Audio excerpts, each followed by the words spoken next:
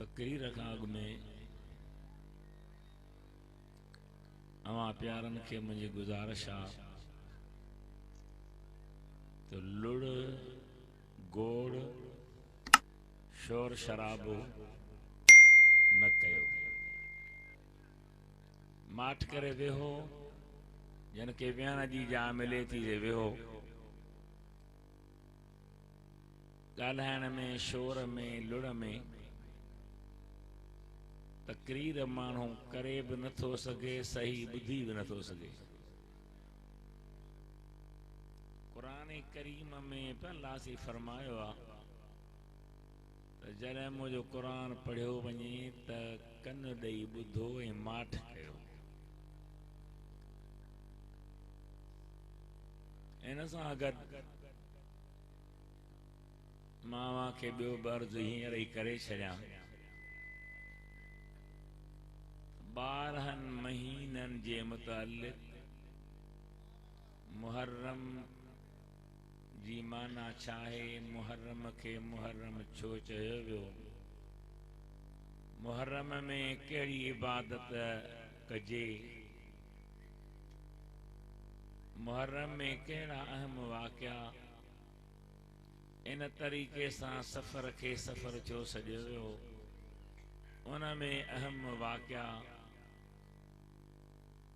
मक़सद त जन महीननि जे लफ़्ज़नि जी माना बि माण्हू खे आम यादि न आहे।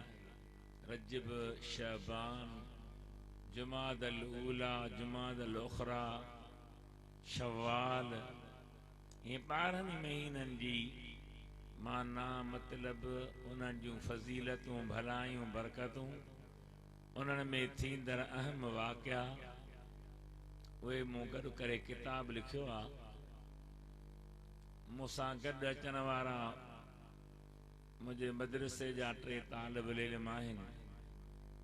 उहे मां जे अॻियां खणी ईंदा। 200 रुपया हिक किताब जी मिठाई आहे, जे दिलि घुरे त वठो। वरी बि मुंहिंजो खे अर्ज़ु आहे त जीअं अल्हम्दुलिल्लाह हींअर तव्हां ख़ामोश आहियो, ईअं ई ख़ामोश रही मुंहिंजो ग़रीब जो बयान ॿुधो। रब करीम तव्हांखे ख़ुशि रखंदो, अजर ॾींदो। अल्हम्दुलिल्लाह अल्हम्दुलिल्लाह नहमदुहु व नस्तईनुहु व नस्तगफिरुहु व नु'मिनु बिही व नतवक्कलु अलैहि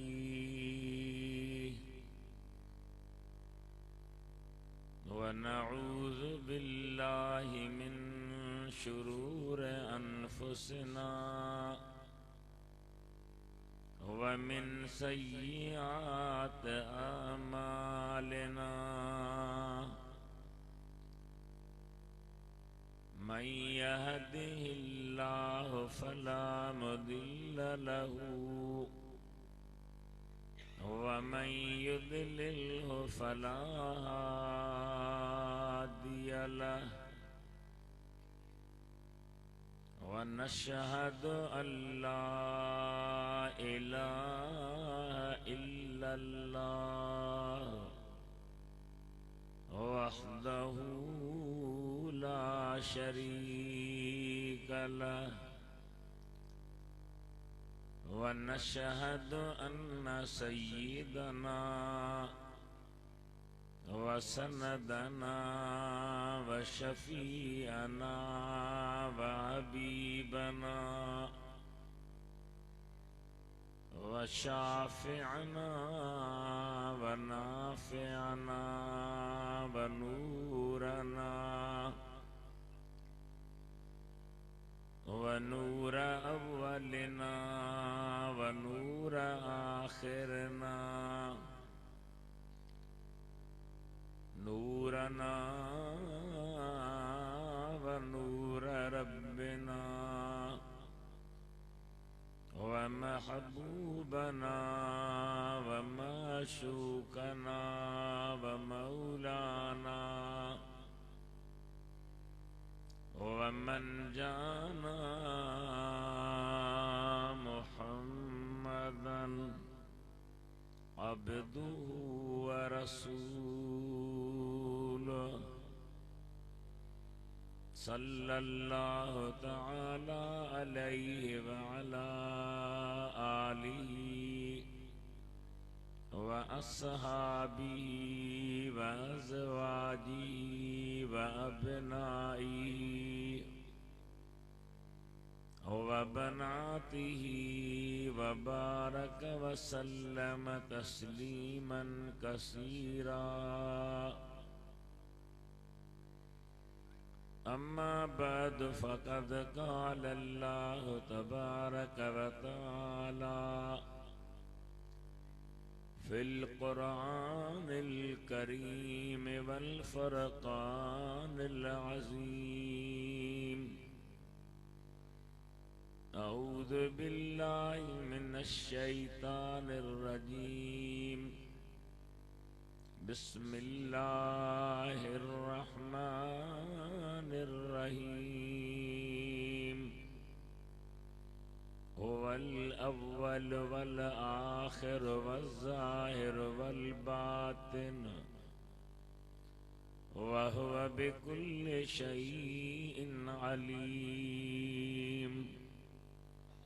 सदक़ल्लाहु मौलानल अलियुल अज़ीम। बल्लगना रसूलुहुन नबियुल हबीबुल करीम व नहनु अला ज़ालिका लमिनश शाहिदीन वश्शाकिरीन वल्हम्दुलिल्लाहि रब्बिल आलमीन।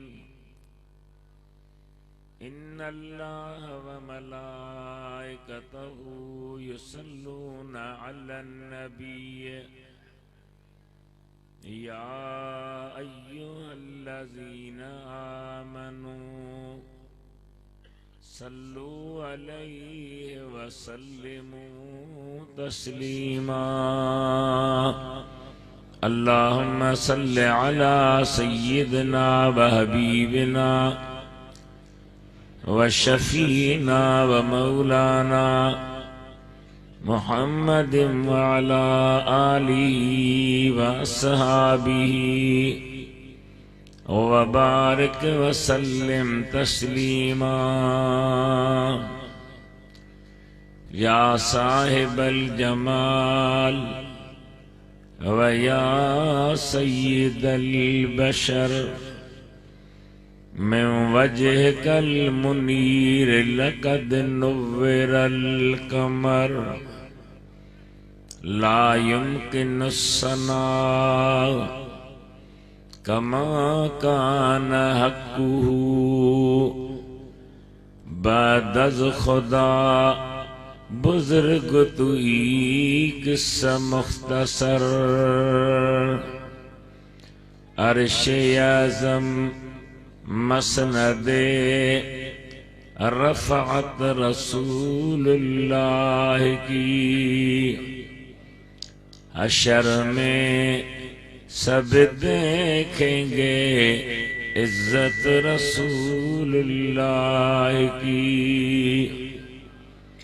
ला व रब्बिल अर्श जिसको जो मिला उनसे मिला बटती है कौनैन में नेमत रसूलुल्लाह की। तुमसे और जन्नत से क्या मतलब मुनकर दूर हो, हम रसूलुल्लाह के जन्नत रसूलुल्लाह की। गुनहगारों को जन्नत से कोई रोके तो क्यों रोके कि वो जन्नत मोहम्मद की तो ये उम्मत मोहम्मद की। ए बुलबुलान गुंचाए गुलज़ारे अहमदी सल्लू अला मुहम्मदिन व आले मुहम्मदी सल्लल्लाहु अलैका या रसूल अल्लाह वसल्लम अलैका या हबीब अल्लाह। मोहब्बत सां वॾे आवाज़ सां पढ़ो पिया। अल्लाह खे ख़ुशि रखे सभई मिली जुली ॿ टे भेरा पढ़ो सल्लल्लाहु अलैका या रसूल अल्लाह वसल्लम अलैका या हबीब अल्लाह। मुझा मेहरबान भाई रहो मोहब्बत सां महफिल में वेठल मुसलमान नौजवान हो। मूं ज़ईफ़ गुनहगार अवां प्यारन जे खिदमत में सुहिणे मुस्तफ़ा अलैहिस्सलातु सलाम जे दुनिया ते तशरीफ़ आवरी जे ख़ुशीअ आमद जी जश्न ईद जे इन प्रोग्राम में एक आयत करीमा पढ़ी आ उन ते इंशाअल्लाह अर्ज़ कंदुसि। दुआ कयो अल्लाह ताला मुझो अर्ज़ करण अवां जो ॿुधण दादू शहर जे दोस्तन आलिमन बुजुर्गन साईं अब्दुल वहीद कुरैशी साहब जन जे सरपरस्ती में जलसे मल्हाईंदड़न खे अल्लाह आबाद ऐं शाद रखे। जरा गौर सां ॻाल्हियूं समझण जहिड़ियूं आहिनि। क़ुरान करीम में या असांजे मुहावरे में जेके लफ़्ज़ ॻाल्हाया वेंदा आहिनि उन्हनि जी हिकिड़ी माना आहे हक़ीक़ी, ॿी माना आहे निस्बती। हक़ीक़ी असुल माना ऐं निस्बती माना ॿी जे लिहाज़। क़ुरान करीम में रब्बुल आलमीन जी ज़ात पंहिंजी पाक सिफ़ात में जेके अल्फाज आंदा आहिनि समीअ बसीर अलीम खबीर इहे रब करीम जो शान बि आहिनि। पर रब जी अता सां उन जे फज़ल ऐं करम सां इंसान बि समी ऐं बसीर आहे, ॿुधंदड़ ऐं ॾिसंदड़ आहे, अलीम ऐं खबीर आहे, ॼाणंदड़ ऐं ख़बर रखंदड़ आहे। अहिड़े नमूने सां हिकु न ॿ न क़ुरान करीम में केतिरा अल्फाज मिलनि। तव्हां पंहिंजे ॿाहिराड़ी जे मुहावरे में चवंदा आहियूं अदा मींह फसल खे वाह जो ॼमाए। छा चवंदा आहियूं? हाणे ख़ुदा तव्हांखे मदीने जो मोत नसीब ॻाल्हायो ठुप न असीं हली हली ॻाल्हाइण वेही हुआ त माठ कयो वेठा। अब छा चवंदा आहियूं? मींह फसल खे वाह जो ॼमायो आहे, वाह जो ठाहियो आहे। ॼमाईंदड़ ऐं ठाहींदड़ असल में त अल्लाह ॻाल्हायो आहे न भाई। पर अरबी में चवंदा अंबतर रबीउल बक़ल, चीट जी मौसम सल्ला ॼमाया, ॼमाइण वारो त अल्लाह आहे। अहिड़े नमूने सां हिकिड़ा निस्बती अमर बि हूंदा आहिनि, हिकिड़नि जी माना मजाज़ी बि हूंदी आहे, हकीकी भी हूंदी आ। ये कुरान करीम जी आयत पाक जेका मुआज गा पढ़ी आ, इहा अल्लाह जे पाक कलाम जी आयत आ। ऐं सोने नबी पाक जे दीन जे आलिमन जन कुरान ऐं हदीस सां मेहनत कई आ, जन कुरान ऐं हदीस के समझो आ, समझायो आ, लिखियो आ, पढ़ियो आ, पढ़ायो आ, जन जो मशगलो ही महबूब जी जिंदगी ते कम करणो हो, वे लिखन था त इहा आयत सगोरी हकीकत में अल्लाह जे सिफतुन ते मुश्तमिल। ये जेके सिफतूं आयूं आहिनि ये अल्लाह जूं आहिनि। अव्वल बि अल्लाह आ, आखिर बि अल्लाह आ, ज़ाहिर बि अल्लाह आ, बातिन बि अल्लाह आ, हर शइ जी इल्म वारो अल्लाह। तव्हां बि चओ था हाओ या न? ॾाढा जवाब ॾियो केर? मिठे रब जो नालो वठो केर? अल्लाह जा प्यारा बानड़ो।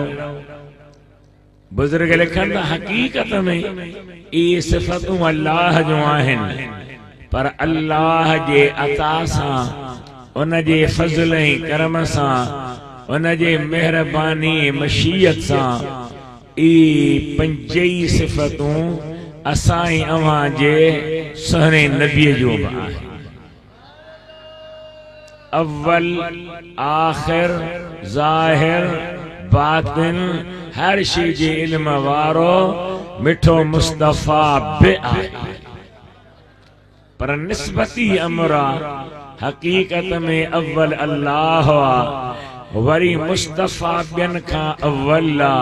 अहिड़े नमूने सां जेके बि सिफ़तूं आहिनि ख़ुदा जूं बि आहिनि त मदीने वारे सुहिणे हबीब जूं बि आहिनि। इन लिहाज़ सां जो ई नबी करीम जूं सिफ़तूं आहिनि, मां इन्हनि ते अव्हां जेका अर्ज़ कंदुसि। रब करीम छा फरमायो?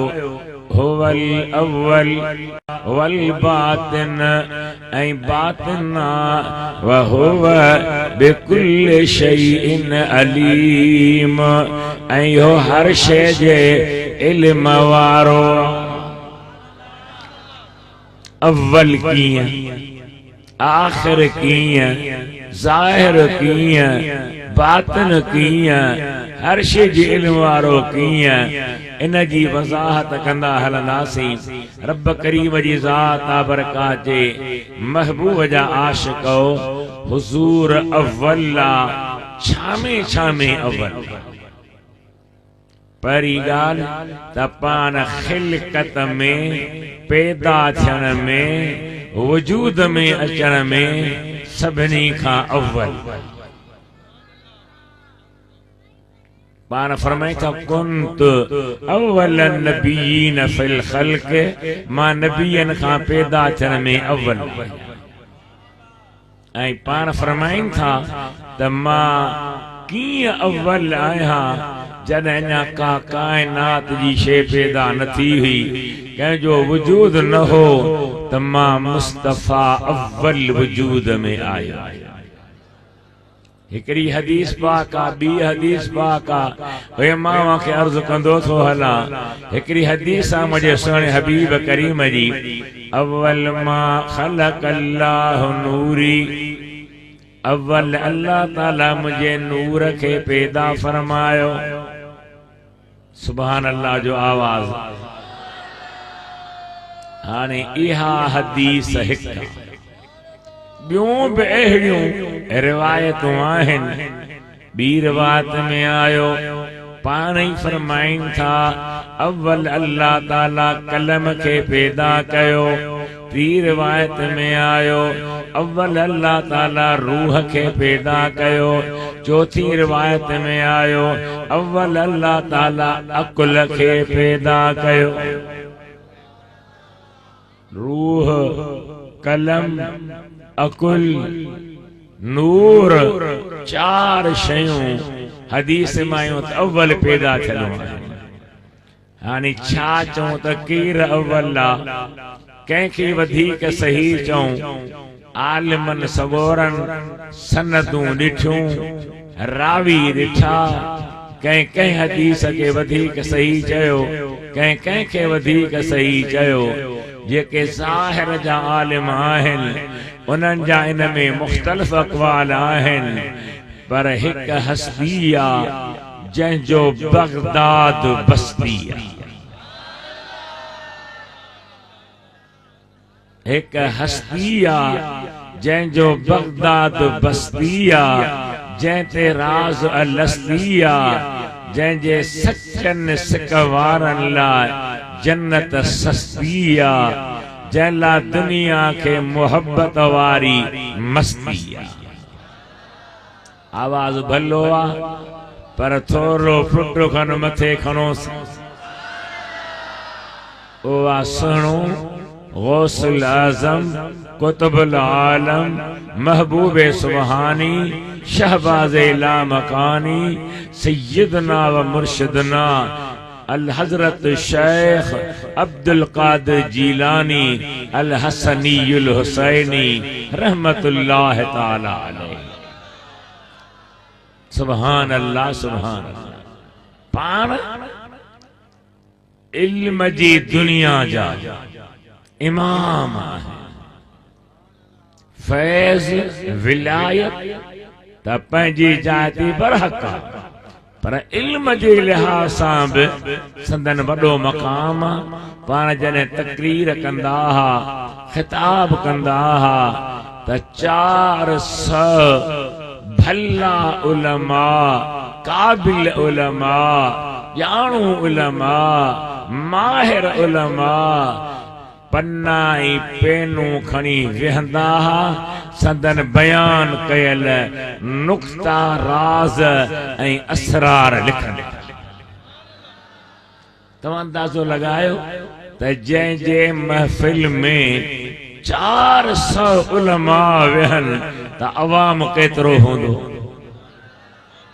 200 माण्हू हूंदा हा ऐं तकरीर जे दौरान वाइज़ जे दौरान संदन वजूद खां कई कमाल ज़ाहिर थींदा। उलमा लिखियो आहे त तकरीर कंदे कंदे हिकिड़ी सिरण संदन खिताब में माण्हुनि जे मथां उॾामे पई लामारा पई ॾे माण्हू वीचारा सादा मथे निहारीनि हेॾे होॾे निहारीनि साईं जे वाइज़ में खलल पियो पवे अल्लाह जे वलीअ उन सिर ॾे निहारे आंगुर जो इशारो जो कयो त मुढी हिकिड़े पासे किरी बाक़ी धड़ ॿिए पासे वाइज़ हले तकरीर पूरी करे फरमाई अब्बा इनखे खणी चो खणी आया मुढी ऐं धड़ मिलाए पान फरमायो वरी मुझे वाइज़ में रुखनो न विझां वञ त इहा वरी उॾामदी वञे थी। ईडी हस्ती एडो कमाल वाइस पिया फरमाइन मींह शुरू थियो माण्हू हेॾे होॾे थियण लॻा पान फरमाइन था रब करीम जे दरबार में अर्ज़ था कनि रब करीम अन अजमाहुम व अंत तुफर्रिकुहुम मां गॾु करे तुंहिंजी दीन जे लाइ विहारियान तूं वरी मींह वसाए भॼाईनि पियो ईअं चई मथे जो निहारियऊं त वसंदड़ मींह बंदि थी वियो। घराणो ई अजीब गौसल आज़म जो घराणो ही अजीब संदन पुफी बीबी आयशा रहमतुल्लाह अलैहा उन वट मायूं आयूं गोठ जूं इलाके जूं साईं मींह कोन थो वसे माल मरी विया गाह कोन है तव्हां दुआ घुरो त मींह वसे दुआ घुरिया त बि थी सघियो पे पर पान बुहारो खणी घर जो घर के बुहारो ॾेई मथे निहारे चई मौला बुहारो मूं ॾिनो आहे छा ढकारो तूं ॾियारीस त मींह शुरू थी वियो। अहिड़ो अज़ीम घराणो एड़ो शानदार घराणो, एड़ो बरकत वारो घराणो, एड़ो इल्म वारो घराणो। उन सुने बादशाह पीर रोशन ज़मीर मुहिउद्दीन मीर रहमतुल्लाह अलैह पंहिंजे किताब में लिखियो आहे त 4 रिवायतूं आहिनि। अव्वल अल्लाह ताला मुंहिंजो नूर पैदा कयो, बी रिवायत अव्वल अल्लाह ताला कलम पैदा कयो, टी रिवायत अव्वल अल्लाह ताला रूह पैदा कयो, चौथी रिवायत अव्वल अल्लाह ताला अकुल पैदा कयो। साईं फरमाइन था परेशानी जी गाल काने, हुनखे घट चओ, हुनखे मथे चओ, हुनखे मञो, हुनखे न, का ॻाल्हि नाहे। 4 ॻाल्हियूं सही आहिनि ऐं चईनी मजा मुराद मुंहिंजो ऐं तुंहिंजो सुहिणो नबी आहे। कीअं? साईं फरमाईंदा नूर बि नबी आहे। छो त नूर जी लुग़वी माना है रोशनी, चमक। इस्तिलाही माना है अज़्ज़ाहिर बिज़ात वल मुज़हिर लिल गैर, पान बि चमकी ॿियनि खे बि चमकाए। पान बि चमके ॿियनि खे बि चमकाए। मुंहिंजा महबूब सुहिणा पान त चमकंदड़ आहिनि पर ॿियनि खे बि चमकाया। संदन जी जलम हजरत सईदा आमिना रज़ी अल्लाह ताला अन्हा फरमाए थी, जॾहिं पाण मुंहिंजे वजूद मां ॿाहिरि आया, 12 तारीख़ सूमर जो वारा, मां पंहिंजे घर मुबारक में आहियां, पंहिंजे कमरे में आहियां, 12 जो सिज लथो आहे, वेही रही आहियां। ओचितो दर खड़कियो। केर पई दर खड़काई? चई मां मुस्तफ़ा जी पुफी आहियां। वेठी वरी दर खड़कियो। केर आयो? 4 औरतूं। हिक चयो मां बीबी हवा आहियां, ॿिए चयो मां बीबी आसिया आहियां, टे चयो मां बीबी उम्मे कलसुम हजरत मूसा जी भेण आहियां, चौथी चयो मां हजरत ईसा जी अम्मा बीबी मरियम आहियां। जन जे वफ़ात करण खे हज़ारे समय साल गुज़री विया हा, दिल भरो कीअं निकिरी आयूं। असां तव्हांजो माहौल अल्लाह करे सही मिले, सोहबत सुठी मिले, न त साल थींदा आहिनि, एतराज़ थींदा आहिनि, पोइ असांजो वीचारो अधरो मुझी पवंदो आहे। बाबा जन जी वफ़ात करण खे 1000 साल थिया हा, समय साल थिया हा, उहे कीअं निकिरी आयूं।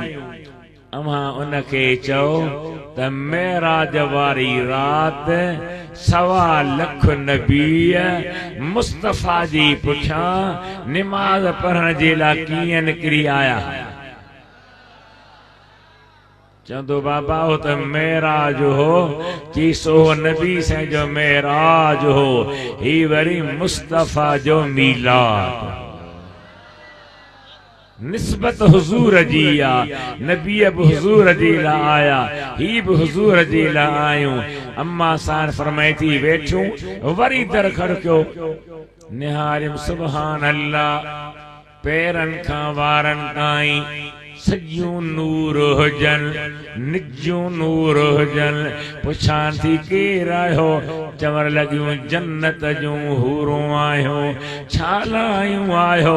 तुंहिंजे वजूद मां हाणे जेको दिलबर ॿाहिरि थो अचे, उन जे दीदार लाइ आयो आहियूं।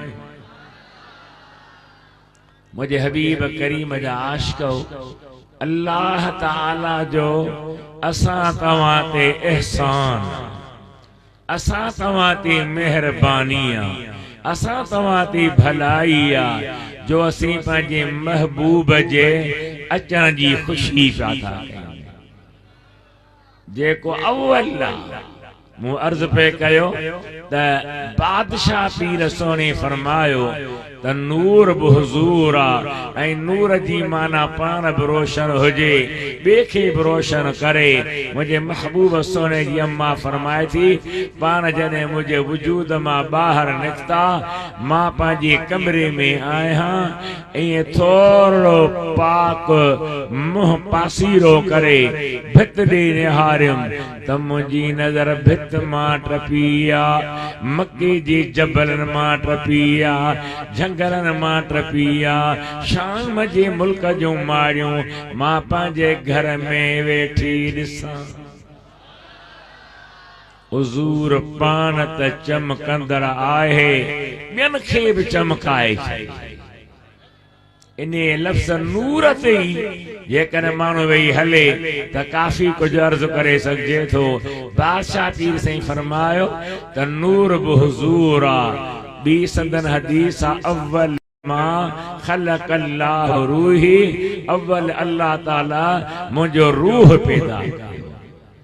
चथो रूह बि नबी साईं कीअं साईं फरमाई था जेकॾहिं रूह न हुजे त इंसान ज़िंदा ई न हुजे।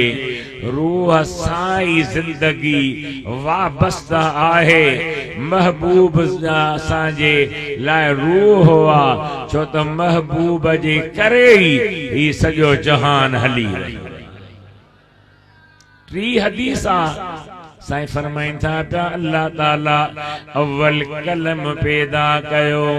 कलम जो कम कहिड़ो आ जो ज़ुबान सां ॻाल्हि चवण वारी, दिल में ॻाल्हि अचण वारी, पन्ने ते उन सां नकुल कई वेंदी आ, उतारी वेंदी आ। पीरनि जे पीर फरमायो हुज़ूर जे ज़रिए क़ुरान करीम लोह महफूज़ मां असां ताईं पहुतो आ, असां खां ॿियनि ताईं पहुतो आ। ही कलम बि महबूब करीम जो शान। चौथी हदीस कहिड़ी अव्वल अल्लाह ताला अकुल पैदा कयो। अकुल सां बुरी शइ, भली शइ, सही शइ, ग़लति शइ, सुठी शइ, इन्ही शइ सुञाणी वेंदी आ।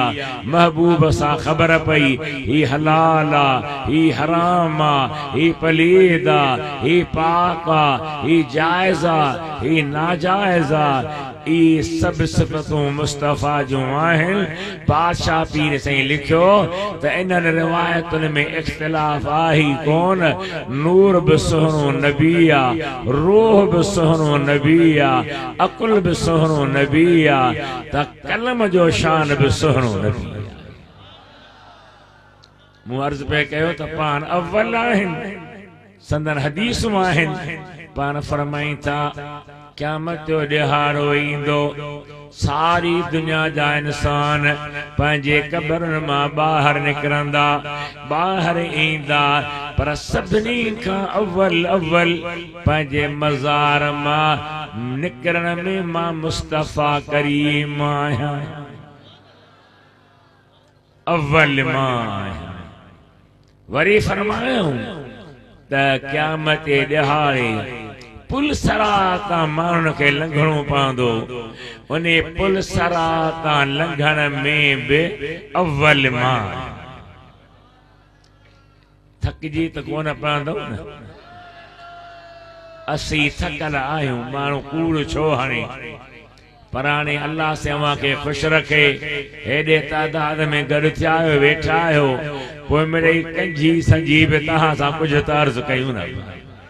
दुरूद शरीफ पढ़ो सल्लल्लाहु अलैहि या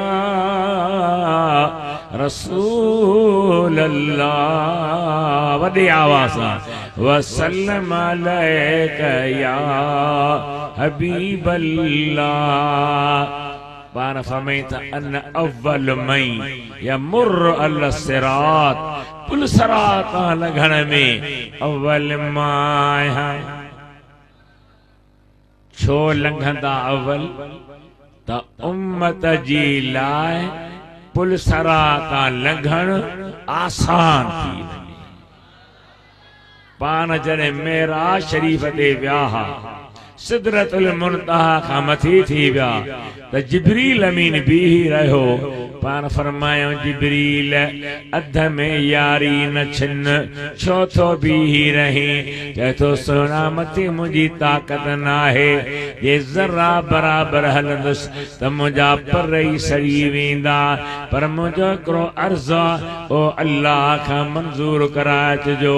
कहिड़ो अर्ज़ु आहे? सोना नबी क़यामत जो ॾिहारो थींदो, पुल सरात रखी वेंदी, अव्हां जी उम्मत न तां लंघंदी। अल्लाह मूंखे मोकल ॾे, मां पंहिंजा पर पुल सराती विछाया, अव्हां जी उम्मत लतूं ॾेई सलामती सां लंघे वञे।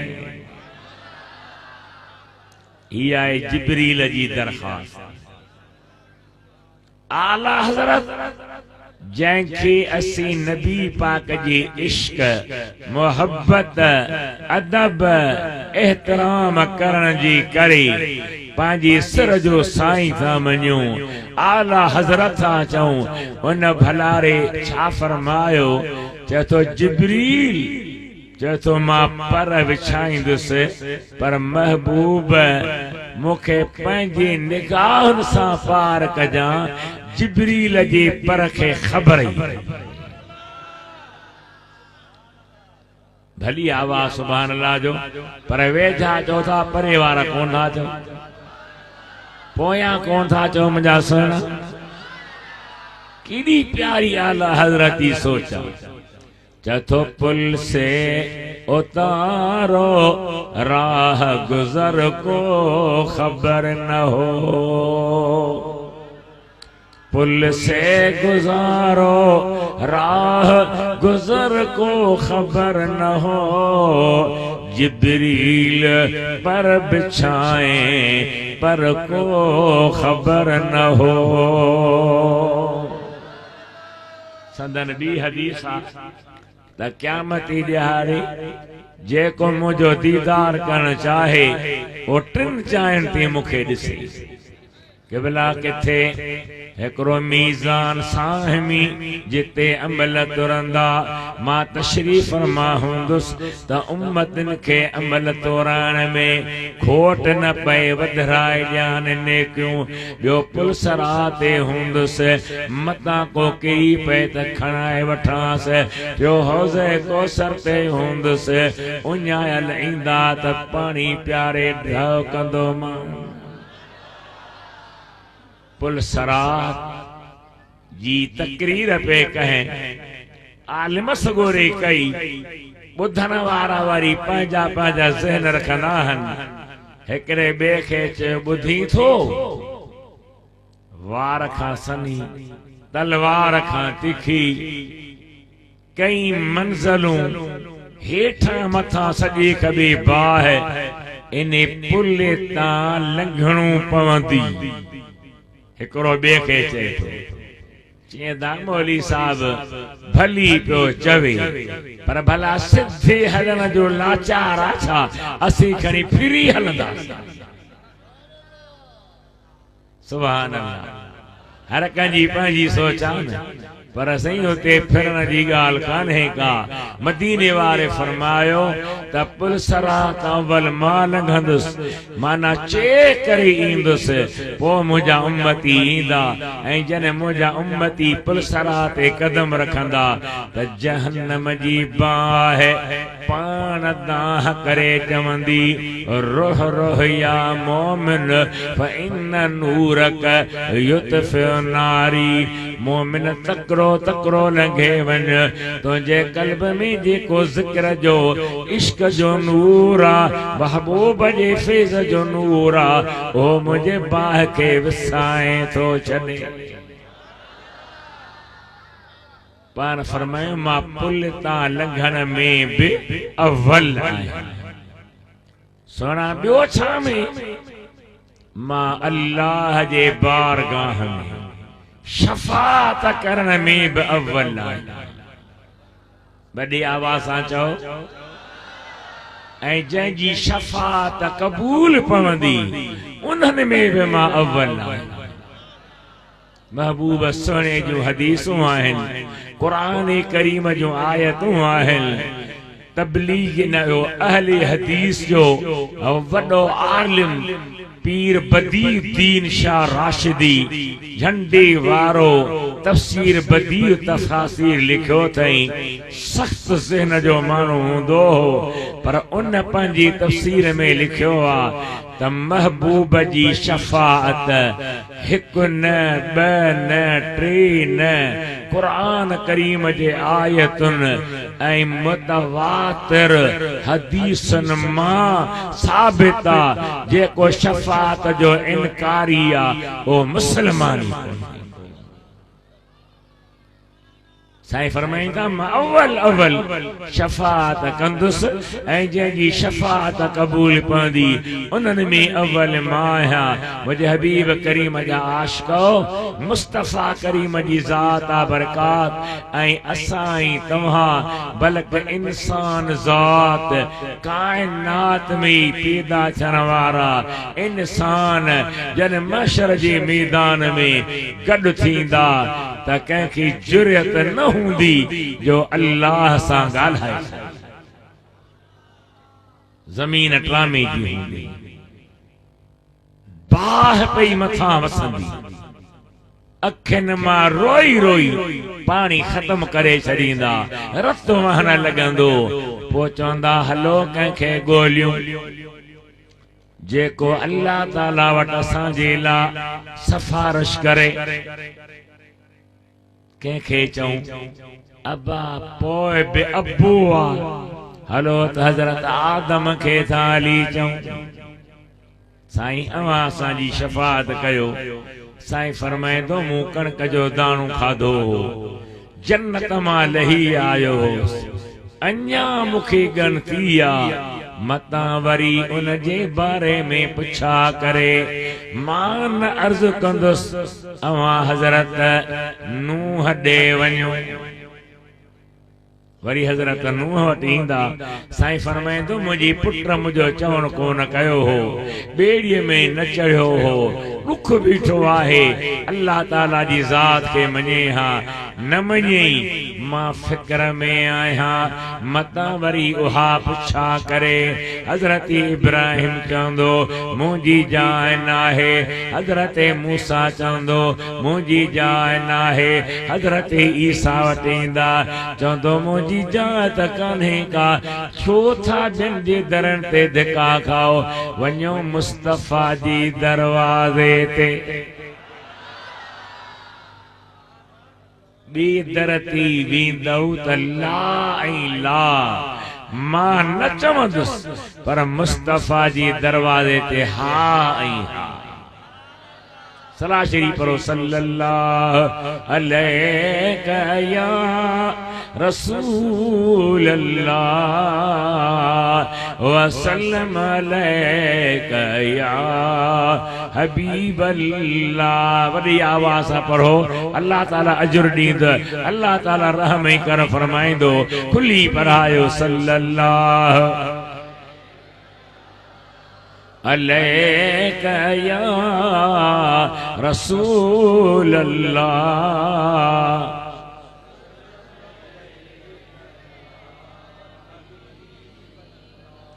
महबूबे करीम जा मोहब्बत वारा उम्मती हो जने हबीबन वटि ईंदा साईं कोन चवंदा तन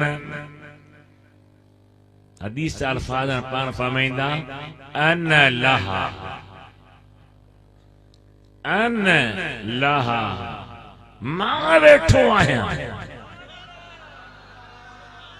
दिल जाए मिली नढड़ो ॿार उनखे जेको दड़को ॾे बीह तोखे ॾिसां थो बीह तोखे मारियां थो उठी दाहूं करे भॼंदो जे ओचितो पीउ अॻियां अची वञेसि ऐं चएसि बाबा डिॼ न मां कोन वेठो आहियां तुंहिंजो पीउ त उनखे कहिड़ी न दिलदारी मिली वेंदी। सभु चवंदा ॿिए ॾे वञो ॿिए ॾे वञो ॿिए ॾे वञो पर मुंहिंजो सुहिणो मदीने वारो फरमाईंदो ॿिए ॾे छो मां वेठो आहियां मां वेठो आहियां। वो छा थो सम्झी केॾी बहार ईंदी केॾो दिलि खे करार ईंदो पुराणो शेर आ वाइज़न में ॿुधो आ। वरी बि मां उन खे भेरो ॾेई अव्हांखे ॿुधायां थो छा चयो के अल्लाह जी माने फरमाए थो नूह को भी मौजे तूफान से किनारा मिल गया और हजरत मूसा को भी लुत्फ़े नज़ारा मिल गया। अलगरज हर एक बेचारे को चारा मिल गया और हमें गुनहगारों को मोहम्मद का सहारा मिल गया। सुभान रब करीम असां तव्हांखे कद्र नसीब करे। अम्मा आयशा सोहे नबी जी घरवारी मोमिनन जी मां वेठी आई की माई आई औरत आई रोए पई ज़ार ज़ार। साइन पुछेस थी छो थी रोए दी? चई दी टे बचड़ा रब ॾिना टई नठे हूंदे मरी गमन सां भरजी वैया परेशान हाल आया ॾाढी सोच ते ऐं दिमाग़ ते बार पियो पवे। इहा ॻाल्हि अञा करे पई त मुंहिंजा सुहिणा नबी आया। वो नबियों में रहमत लक़ब पाने वाला मुरादें गरीबों की बरलाने वाला साईं आया। अम्मा आयशा रसी करे सुना इन वेचारी जा टे बार मरी विया आहिनि। परेशान हैरान महबूब फरमाई था चईस न रोए क़यामत जो ॾिहाड़ो थींदो ए टई बचड़ा हिन जी ला अल्लाह जे दरबार में शफात कराए हिन खे जन्नत वठी ॾींदा। अम्मा आयशा चई साईं भला जे कंहिंजा टे बार न मरनि ब मरी विया हुजनि फरमायो बब शफात कंदा। साईं भला जे हिकड़ो मरी वियो आ हिकड़ो बि शफात कंदो के भला जे हिकु ई न आहे पो उन जो केरा फरमे था तिन जी तिन वारे जी टे शफात कंदा। ॿिनि बचड़नि वारी माउ पीउ जी ब शफात कंदा। हिकड़ी जी माउ पीउ जी हिकड़ो शफात कंदो पर जंहिंजो केरु कोन्हे को तंहिंजो मां मोहम्मद जो वेठो आया।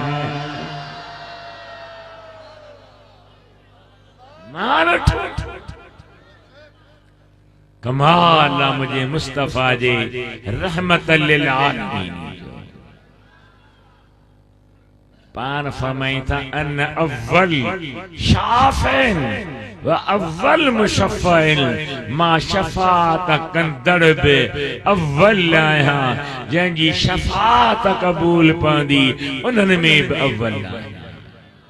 मुझे महबूब करीम जा आशिको संदन शफ़ात सां बंद थियल दरवाज़ो शफात जो खुलंदो। जन दरवाज़ो खुली वियो त पोइ ॿिया नबी बि शफात कंदा असहाब बि शफात कंदा इमाम बि शफात कंदा औलिया बि शफात कंदा उलमा बि शफात कंदा नंढड़ा ॿार बि शफात कंदा। एतिरो शफात आम थी वेंदी जंहिंजो हिसाब ई न आहे पर बंद थियल दरवाज़े खे अव्वल अव्वल शफात करे खोलाईंदो त मुंहिंजो तुंहिंजो सुहिणो नबी खोलाईंदो। पान वजूद में अव्वल मज़ार पुर अनवार मां उथण में अव्वल पुल सराता लंघण में अव्वल शफात करण में अव्वल जंहिंजी शफात क़बूल पवंदी उन्हनि में अव्वल। पाण फरमाई था अन अव्वल मन यस्जुद बैन यदै रब्बी अल्लाह जे अॻियां क़यामत जे ॾिहाड़े सजदे करण में बि मां मुस्तफ़ा अव्वल आहियां। साईं ॿियो छा में अन अव्वल मन यदुक बाबल जन्नत जन्नत जा दरवाजा बंद नबी सगोरा बे बाहर सहाबा बाहर इमाम बाहर वली बाहर फल्ला आबिद जाहिद माना बाहर जेसी ताई मां मुस्तफा जन्नत जो दरवाजो खड़काई न खोलींदुसि तेसी केर अंदर न। गौर कजो एक और अरबी में तफसीर आ तहसीरुल करीम रहमान अरब आलिम उन जी सुठी की गाल मुखे मुतालिया कंदे ज़हन में आई ऐं ॾिठम साईं फरमाए थो लिखे तो पंहिंजे तफसीर में त को केॾो बि आबिदा ज़ाहिदा मुतक़िया परहेज़गार मगर केर ॿियो ज़हन न रखे तो मुस्तफा जी शफात खां सवा जन्नत में वींदो न वींदो।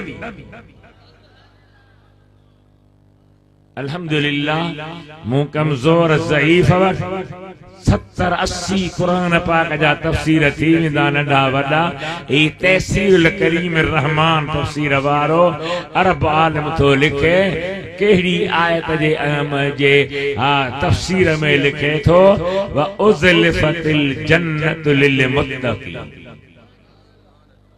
केर केॾो बि मुत्तक़िया परहेज़गार आहे पर बगैर शफात मुस्तफा जे जन्नत में न वेंदो।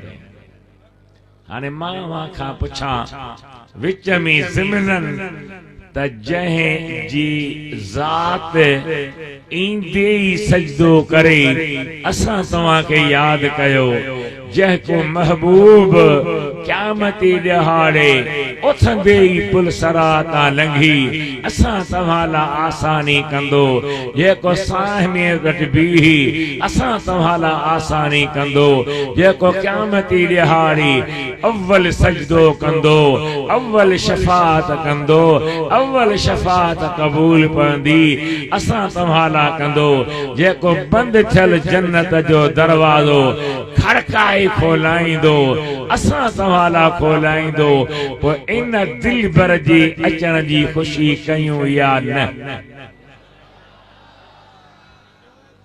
आवाज़ थोरो था कयो हाणे मां तव्हांखे छा कयां। हिकिड़ी काफ़िर मुल्क जी हिकिड़ी बाशिंदे हिकिड़ो कारकून ठाहियो नबी सोने जी बेअदबी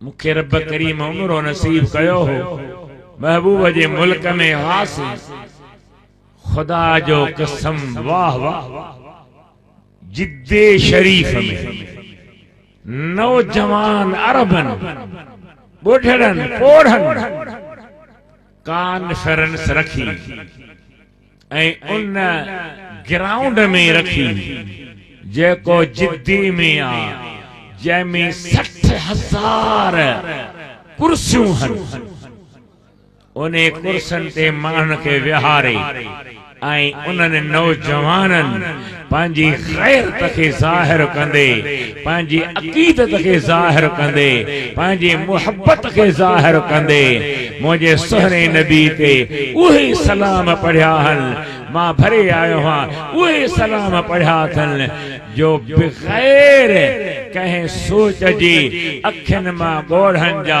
मींहं वसी था पवनि ऐं या रसूल अल्लाह चवंदे सलाम पेश कयो अथनि 3 लख दुनिया जा टीवी चैनल उनखे ॾेखारींदा रहिया दुनिया खे साम्हूं आणींदा रहिया त ॾिसो मुहम्मद आका जे ग़ुलाम जो जज़्बो आका जी मथां गैरत इश्क़ मुस्तफ़ा जा इज़हार निहारियो ऐं उन्हनि टीवियुनि ते वरी अची वियो त जंहिं कारकून ठाहियो हो उन ख़ुदि बि जॾहिं इहो ॾिठो त उनखे अटैक पइजी वियो फौरन मरी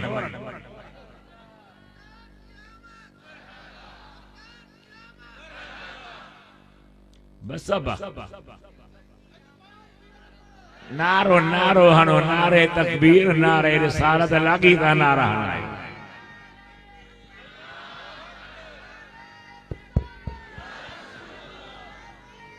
दम दस्तगी एड़े सोने जी आमद ते खुशी न कयूं त हीअ असांजी ना अहली। अब्बा स्कूलन खे मोकल छो?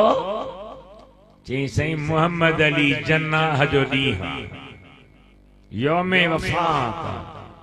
स्कूलन खे मोकल छो? पाकिस्तान जे ठहण जो ॾींहुं इन ॾींहं ते पाकिस्तान मिलियो। अॼु मोकल छो?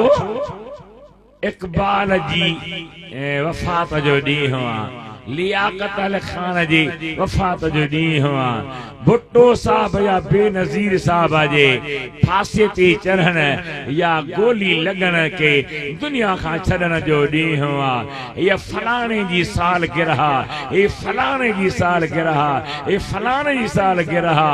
मां अर्ज़ थो कयां त ॿियनि जूं सालगिरहूं मल्हाई थो, उहो तुंहिंजो ज़हन आहे। अचो त गरजी मदीने वारे जी सालगिरह मल्हाए। असल तो हो कंहिं बेचारे जो उर्दू में शेर आहे, चए थो आओ हुस्ने यार की बातें करें, आओ हुस्ने यार की बातें करें, जुल्फ की रुखसार की बातें करें। महबूब जो शान गायूं, अचन जूं ॻाल्हियूं ॿुधायूं, ज़िक्र आमद हबीब कयूं। जंहिं दिलबर खे असां एतिरो यादि आहियूं, उनखे असीं बि त यादि कयूं।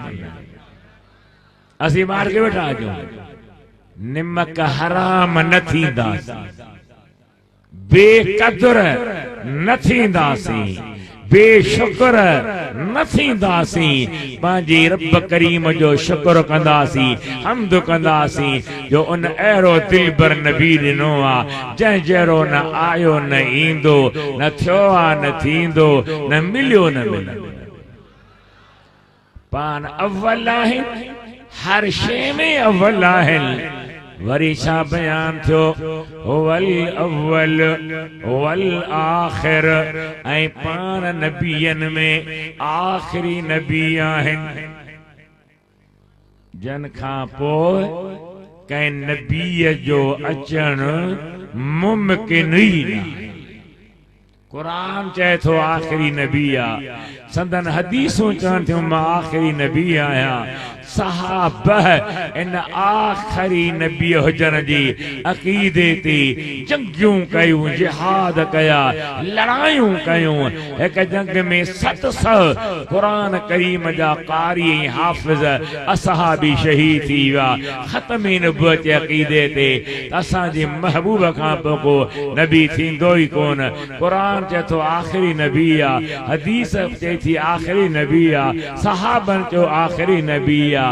पर जंग जी जीतन भी चयो तो मुस्तफा आखिरी नबी।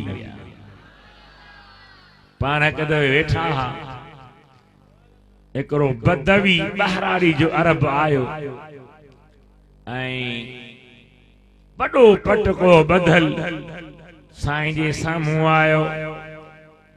साईं मोहम्मद तू आहीं? नालो वठो। साईं फरमाया हा नबी आहीं? साईं चयो हा। भला जे नबी आहीं त ॿुधा मुंहिंजे पटके में छा आहे? वॾो पटको माशाअल्लाह, तव्हां त नंढो बि छॾे ॾिनो। मथो उघाड़ो, के वरी निमाज़ी बि आहिनि, मस्जिद में ईंदा त छबियूं ॻोल्हींदा।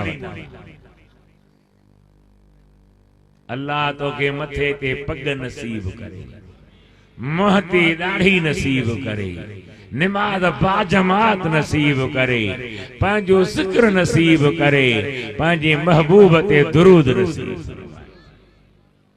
एड़ी सूरत सीरत रख जेका सल्फ सालीन खां हलंदी आई आ। मुझे दिल बर नबी सल्लल्लाहु अलैहि वसल्लम जा उम्मती हो बदवी चे तो बुधायो त मुझे पटके में छाही हेडे निहार जो हेडी साईं फरमाईंदा मां बुधाया त पटके में छाहे या पटके वारी शी पान बुधाए त मां केर आहियां। इते त सुभान अल्लाह तहां जो छोली हुजे हा समुंड जी मां बुधाया या पटके वारी शे बुधाए। मेहमान आयो देर सां कह वक्त हाने देर सां जो आयो त घर धणी चे थो अदरा देर करे आई ही बुधाई भी कोन भाजी ठहराया उन सां मानी खाईंदे या खीर सां चेंदा भाजी ठहराए भाजी सां मानी खाए खीर मथा पी छई माना बई गालियां छड़ण वारो पुट को होई कोई साईं भाजी ठहरायो उन सां मानी के मथा खीर पी छई। उन बदवी भी चयो साईं जेका मुंहिंजे पटके में शिया ओहा बि बुधाए अवहां बि बुधायो। साईं फरमाइनि था तू जंगल में हुई कहीं वीचारे जमीन जा लाह कंडा किरड़ कढ़ी ढेर करे छड़ियो हो उनकी बाह ॾिनई गंद खे उन बाह में हिकिड़ी गोह बि सड़ी वई उन जी सड़न खां पोइ बाह जे ठरण खां पोइ सूरत ठही पई चंबा मुंह वग़ैरह उन छार मां तो कुझु चपटी खईं पटके जे कुंड में ॿधी लिकाई मुंहुं वटायो हई चई तो बुधा छाही तुझे पटके में छारा चई भला सी पटके वारी शे बुधाए। साईं फरमाइन था याद अब एगो छार में हड्डियों पैदा थियूं रगूं पैदा थियूं गोश्त पैदा थियो खल चढ़ी वई चंबा ठही विया पुछ खे छंडी ऐं चए थी लब्बैक वसदैक या रसूल अल्लाह।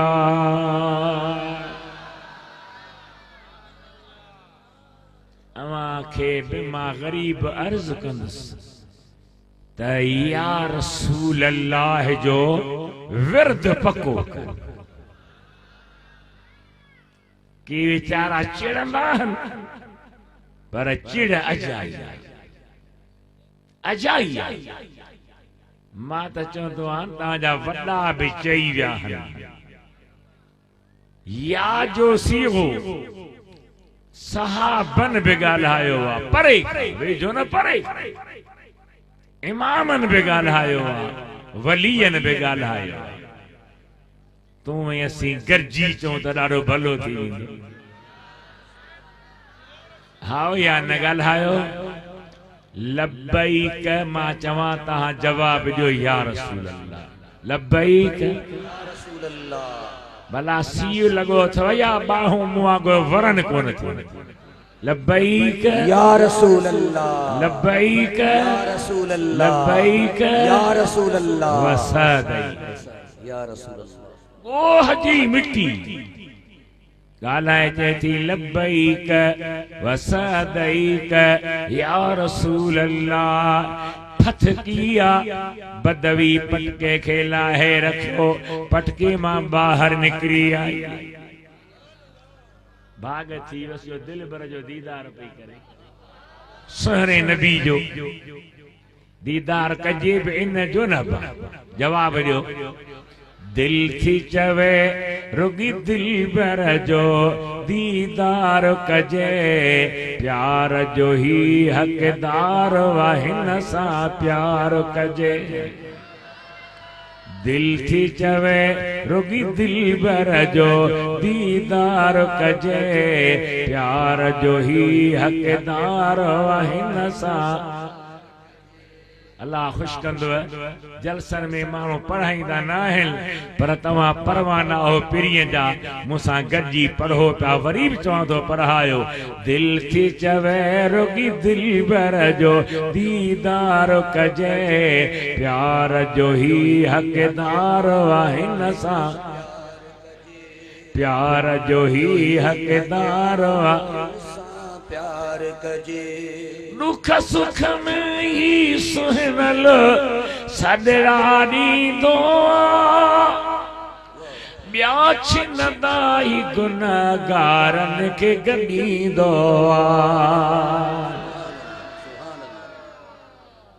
दुख सुख में ही सुहिनल सॾड़ा ॾींदो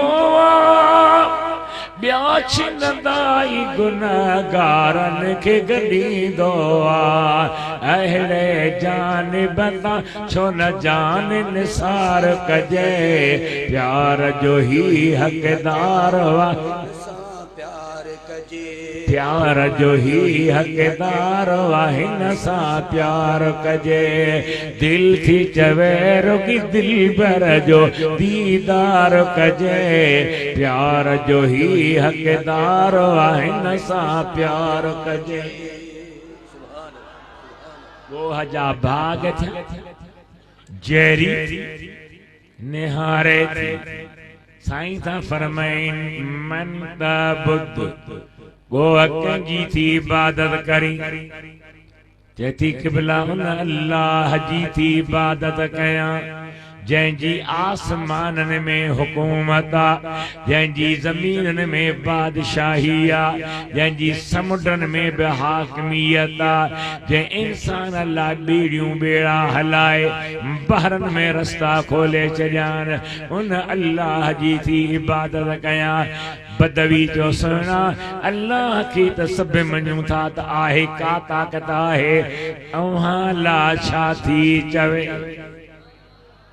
अमाला बयान दी साईं फरमाइन था मन अन गोह मां की रहा तो जंग जो जीत जानवर नडड़ी शे गाल्हाए चए थी अंत रसूल रब्बिल आलमीन व खातमुन नबीन कद अफलह मन सद्दक़क व कद खाब मन कज़्ज़बक तू अल्लाह जो रसूल आहीं नबियन में आखिरी नबी आहीं जै अवां के सच्चो चयो ओ कामयाब जै अवां के कूड़ो चो सो नाकाम त मुंहिंजा सुना उन गोह बि ॿुधायो त मुस्तफ़ा खां पोइ नबी न ईंदो लतीफ़ो आहे लतीफ़ो आहे पर हिदायत हिकिड़े माण्हूअ दावा कई त मां नबी आहियां बादशाह बदराए बंद कमरे में रहाईस बोरची खाने वट रहाईस बोरची के चिए मरे भुख न तौबा ताब जे सही थे मुड़ी मानी वारी दिजास पियो हुजे का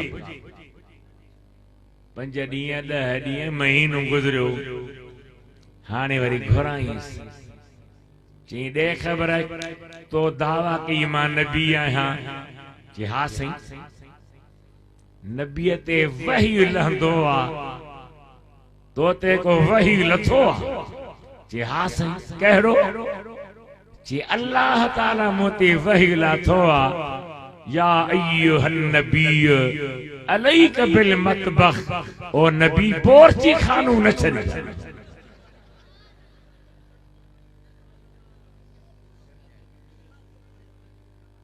समझो पिया न सुना गाल ज़हन में आई नहीं पर खुदा अहिड़े ज़हन खां पनाह में रखे नबियों में नबी से के खत्मुल अंबिया ठहरे और हसीनों में हसी ऐसे के महबूबे खुदा ठहरे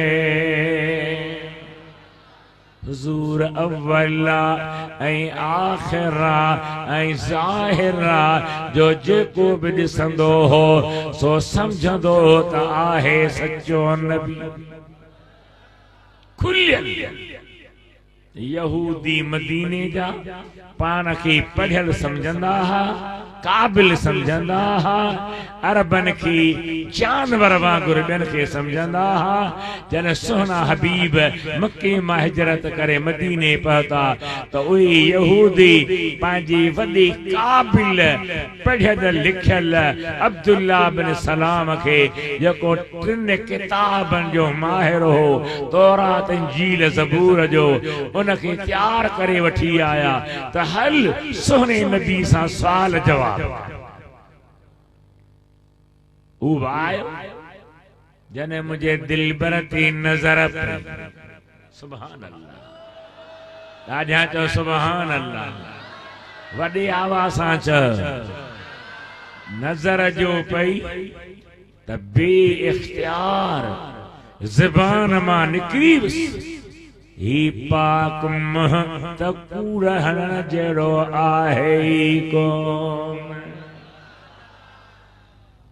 यहूदियुनि चयसि असीं तोखे ॾाढो ठठ घर सां वठी आया, तूं असांजे पारां ॻाल्हाईंदी, तोखे छा थी वियो? हुनजो त अरबी में बयान हो, पर मूं सिंधी में शेर ठाहे अर्ज़ कयो, छा थो चवे? दिल वयो दिल बर खसे मां छा कयां, दिल वयो दिल बर खसे मां छा कयां, को नथो को गस रसे मां छा कयां, को नथो को गस रसे मां छा कयां। छा थी बिजली वारी शॉट लगी, अकुल भी खसे वो दिल भी खसे। सुभान सुभान अल्लाह। मुझी शायरी पंहिंजे अंदाज जी, दिल वयो दिल बर खसे मां छा कयां, को नथो को गस रसे मां छा कयां, मारियो मूंखे मयारुनि मुहिबजे, यूं फिराकन में पिसे मां छा कयां, यूं फिराकन में पिसे मां छा कयां, दिल वयो दिल बर खसे मां छा कयां। दुरूद शरीफ भेरो जो सल्लल्लाहु अलैहि या रसूल अल्लाह। सभी पढ़ायो, कहाँ पे पढ़ायो? वसल्लम अलैका या हबीब अल्लाह सल्लल्लाहु।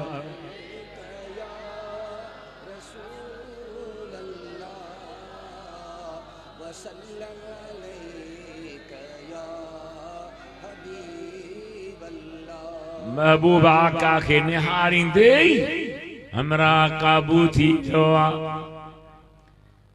यहूदियुनि जो कुछ त ॻाल्हाए, कुछ त ॻाल्हाए।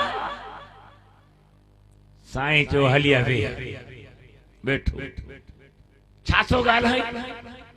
चुप। साईं फरमाइनि था तूं ही सवाल रिथे आयो, उन जो ही जवाब हीर थे आयो है, उन जो ही जवाब आ।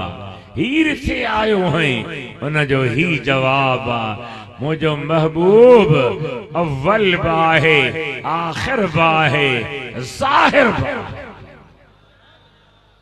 साईं अब्दुल साईं केड़ा आयो? अब्दुल वहीद टाइम तो मुखे बुधायो। ता जो जलसो कोने, ता कजो पो मुखे चजो हल हल।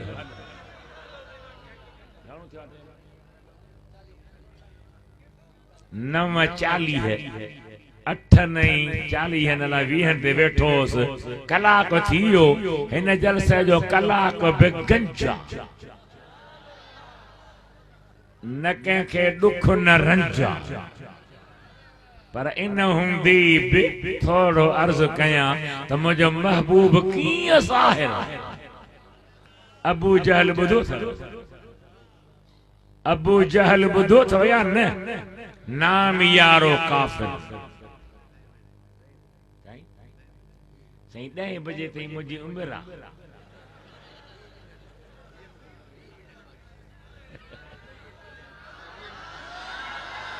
बुधो बुधो बुधो बुधो खुश था पई थो कयां जॾो बीमार पोरो ज़रूर आहियां पर जन कुर्सीअ ते वेहंदो हां त दिल बर हबीब जी निगाह थींदी आहे पोइ हल रे पुट हल अहिड़ो ज़ाहिर अबू जहल वस करे हबीब सां थकजी पियो का बि ॻाल्हि हमराह चाढ़े न पियो सघे उनखे कंहिं मशवरो ॾिनो त ई शाम जी मुल्क जो बादशाह हुआ हबीब सॾींदा अथसि वॾे रोब ताब वारो हुआ वॾी कुवत लश्कर वारो हुआ उनखे दावत ॾे अची उहो मिठी मोहम्मद खां दीन छॾराए ताकत सुभान अल्लाह खत लिखई शाम जी बादशाह खे मुंहिंजी दावत खाओ मुंहिंजो कम अॻियां बादशाह यार वी सघणा ऐं सच्चा निकिरी तैयार थी रवानो थियो त बैतुल्लाह शरीफ जो तवाफ बि कयां उमरो बि कयां ऐं वरी पंहिंजे यार अबू जहल जी सॾ खे बि मञियां ॾिसां छा थो थिए जॾहिं निकितो अध पंध ते आयो त अबू जहल खे ॿियनि चयो यार ॻाल्हि ॿुधी अथई कोशिश कर त तोसां मिलण खां अॻु में मिठी मोहम्मद सोने खे ॾिसी न वठ छो त जी ॾिठाई त पोइ वियो छो त महबूब आहे अहिड़ो न चओ सुभान अल्लाह ख़ाजा गुलाम फरीद जो शेर आहे महबूब जे शान में चथो इथां ही अबैद सॾ वेंदे उथां रब नाल मिल वेंदे अब्दुहु व रसूलुहु इथां ही अबैद सॾ वेंदे उथां रब नाल मिल वेंदे दिमागों को चक्कर देंदे ये उल्टी चाल क्यों पुछदी छा चवां खुदा खां त जग दर्दे जुदा खां त दिल मरे दे सफा खां त हक तर दे करे सा लुक लुका कहती महबूब के ॾिसे न अव्वल पान वटाणी रस्ते ते नौकर बीहारियई जीअं जो बादशाह जे ओताक ते आणियोसि मुस्तफ़ा करीम खे ॾिसी न वठे हबीबन करीम जो दीदार करे न वठे वठी अचे विहारियोसि मानियूं खाधा हलिया हाणी थो चवे सो शाम जो बादशाह त मां बैतुल जो उमरो बि कयां तवाफ बि कयां पोथा कचहरी कयूं त हमरा वञे थधो थी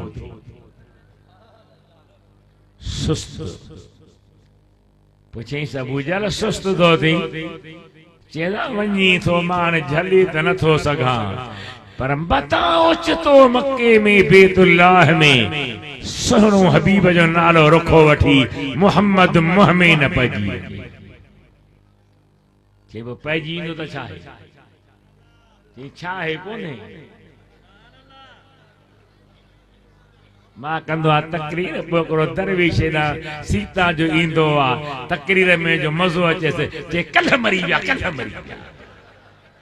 राति कल्ह मरी विया अबू जहल पियो चवे त जे मुस्तफा खे ॾिठई त हमरा बादशाह हो चई त अबू जहल अकुल खां कमु वठ मां को ॿार मां को चिरियो हा शाम जी मुल्क जी हुकूमत हलाया पियो मूंखे छा कंदो चए दातो जी मर्ज़ी वञ काबे करीम में आयो किथे ॾाढा च अल्लाह जो प्यारो घर पाक वा मके में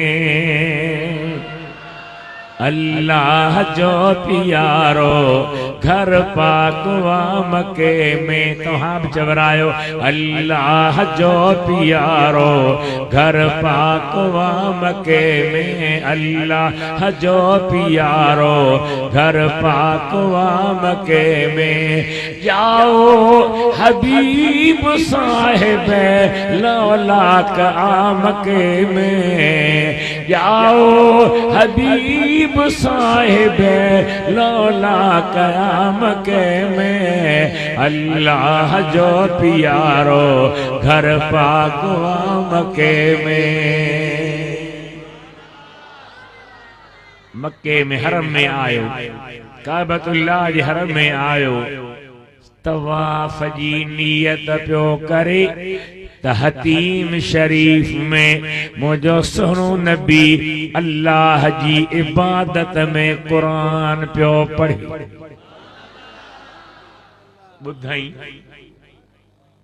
झटका खादा दिल झटका खादा तवाफ सफा मरो करे वेझो आयो निहारे वरी बेटा फरमाए तो वसन ऐं वहसन दिहाड़ी दिसन ला दिसी दिसी आयूं तब तलाशूं कन ठायूं न ढापन पसण मझा पिरीअ जे ढई न पियो थिएसि साईं कुरान पढ़ने पिया सलाम बराइन था मिलियो आ पुछे तो सही जो नालो चाहे मुझा महबूब टहक न दींदा हा वड्डो वात न फाड़ींदा हा मुरकदी फरमाइन था मां ओहो ही मोहम्मद आया जैं जे मिलण खां तो के अबू जहल झलियो पे सही अवायो साईं जो हा ठीक है साईं आयो वरी ओता कदे अबू जहल हाल हवाल कया चई साईं हिया बादशाह चयुसि त आख़िर तोखे खपे छा ये नबी आहे त मोजज़ो घुर चई साईं चमासो पथरियों कलमा पढ़न हुक्म तो करे त शुरू थी थियो वन के सद करे त पारन ते झुकंदा सजदा कंदा पिया अचनि छा घुरांस भला का त ॻाल्हि कंदी निबेरींदे न जे सोचे बुधाए तो सुबह जो आराम करे उठ वो बुधाई तो सुबह जो चई त मोजी सोच ती पहती आ त जबलन ते भी जादू हली वेंदो आ बरपट ते जादू हली वेंदो आ मारन ते जादू हली वेंदो आ आसमान ते जादू न वेंदो आ चई सज 13 तारीख जो ॾींहुं आ 14 जो चंद्र उभरे इशारो करे ब टुकरा थी लही अचे ऐं अखियुनि सां ॾिसूं त आयो आ पोइ खणी मञूं त वाकई नबी आ इशारे से महबूब जी ज़ात के बादशाह अर्ज करे मोकिलियो तव्हां अचो साईं भी आया अबू जहल हाणे ॻाल्हा हीअ ॻाल्हि साईं फरमाईं था बस त बादशाह चए तो सही इहो अबू लहब अबू जहल जो मुतालबो मुझो मुतालिबो जुदा आहे बि दिल में ॿुधायो बि तहां करे बि तहां मां ॿुधाई साईं करीम अलैहिस्सलाम मालिक मिठी ॾे मुतवज्जह थिया चोॾींहं जो चंड ताब सां निकितो रोब सां रब जो सुहिणा इशारो कर इशारो कयूं त ॿ टुकर थी अबू कुबैस पहाड़ मक्के में आ उन जे विच में अचे बीही रहियो नंढड़ा फैज़ जा किताब अरबीअ में उहे त लिखनि था त उते बीहण छा लही आयो महबूब जे कदमनि खे चुमियूं ॾेई पोइ चंड वापसि अबू जहल हाणे चे बस मां न पुॼंदुसि मां साईं न पुॼंदुसि हिन जो नऊज़ बिल्ला जादू आसमाननि ते बि हली साईं फरमा बादशाह तुंहिंजो छा ख्याल जी साईं मां पाण न ॿुधाईंदुसि ॿुधायो बि तव्हां कमु कयो बि तव्हां असांजो ईमान आहे त रब करीम पंहिंजे महबूब खे गैब जो इल्म ॾिनो चई ॿुधायो रब करीम पंहिंजे महबूब खे गैब जो इल्म ॾिनो ॾाढा चो गैब जो इल्म ॾिनो आहे वरी वरी चो गैब जो इल्म लकब उम्मी मगर कोनो मका के गैब से वाकिफ खुदावंदे ताला के पढ़ाए ऐसे होते हैं सुकल एक जाती पई बादशाही जो पूरो जोर लगायो थई तबीब हकीम चाक न थी थे वञ चाक भी थी वई आ पंहिंजे बंगुले जे वसहन में हली भी पई त कलमे शरीफ जी तवार भी लगायो बीठी आ सुभान बादशाह के दिल सां लगी रहियो इहो त ॾिसां वञी निकिरी पियो आहे पंहिंजी बादशाही में आयो आहे पंहिंजी महल जी दर ते पहुतो आहे त अंदरां ज़िक्र जो आवाज़ आहे कलमे करीम जो आवाज़ आहे अंदर लंघे आयो तो न्याणी नौजवान आहे पंध भी करे पई हले फिरे भी पई कलमू का पाक पढ़े भी पई पुछे सम्मा ही छाए किथां आयो थई खिली चे थी दिल बरब्बा जै महबूब मक्के में आंगुर जे इशारे सां चंड खे टुकड़ा पे कयो उन बे इशारे सां मूंखे चाक भी करायो आ त कलमू भी पढ़ायो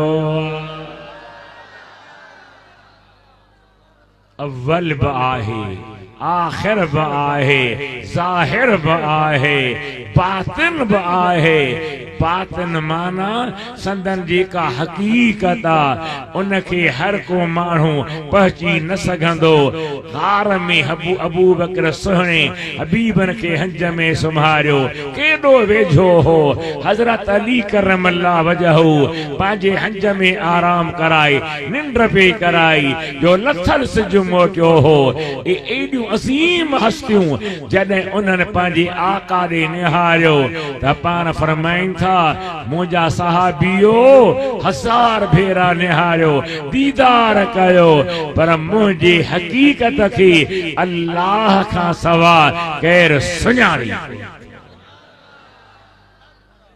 तिरमिज़ी शरीफ जी हदीस आहे शमाइल में भी आहे। हबीबन करीम जे प्यारे सोने अली फरमायो लम अर कबलहू वला बदहू मिसलहू, मु मुस्तफा जहिड़ो न अॻे ॾिठो आ न पोइ ॾिठो आ। मूं इहा जेका बि कैफियत ॾिठी आ इहा बेमिसल आ। हक़ीक़त छा आहे सो हुज़ूर ॼाणे, ॿियो हुज़ूर खे बनाईंदड़ अल्लाह ॼाणे। नल्लो शेर आ। हाँ, मोहम्मद से सिफत पूछो खुदा की, मोहम्मद से सिफत पूछो खुदा की। समझो प्यार, मोहम्मद से सिफत पूछो खुदा की, और खुदा से पूछिए शाने मोहम्मद। ज़ाहिरा बातिना जंहिंजी हक़ीक़त खे केरु ॼाणे नथो सघे, वह बिकुल शैइन अलीम, हर शइ जे इल्म वारो आहे। अल्लाह ताला पंहिंजे हबीब खे अव्वल बि बनायो आहे, आख़िर बि बनायो आहे, ज़ाहिर बि बनायो आहे, बातिन बि बनायो आहे, हर शइ जे इल्म वारो बनायो आहे। उन दिलबर जे अचण जी असां सुन्नत जमायत वारा खुली खुली ईद कंदा आहियूं। ईद छो छा ईद वॾा बस पर कंदा आहियूं।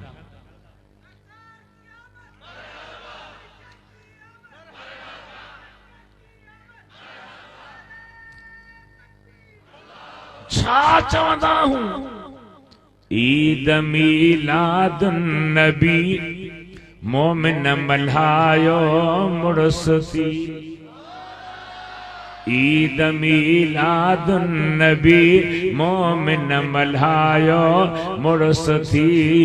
ईद मीलादुन नबी, मोमिन मल्हायो मुड़ुस थी।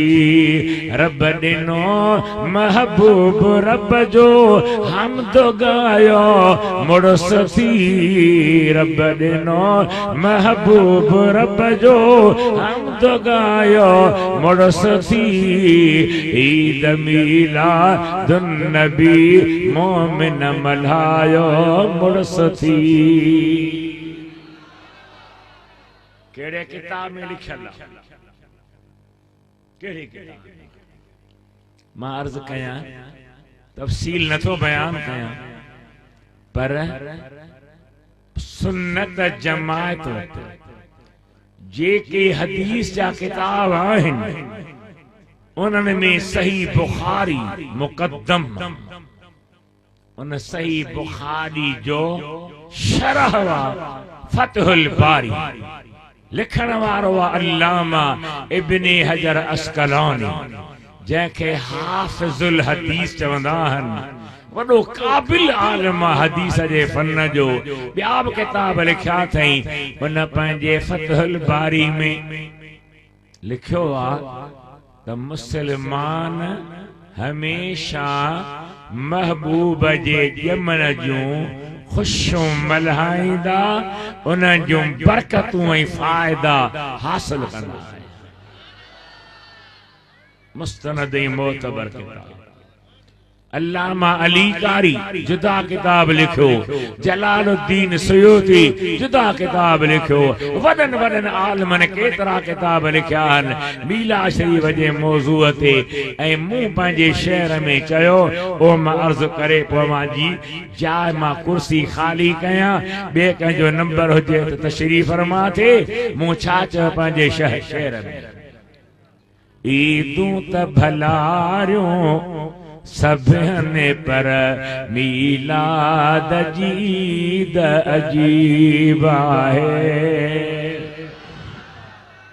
ईदूं त भलारियूं सभने पर मीलाद जीद अजीब आहे।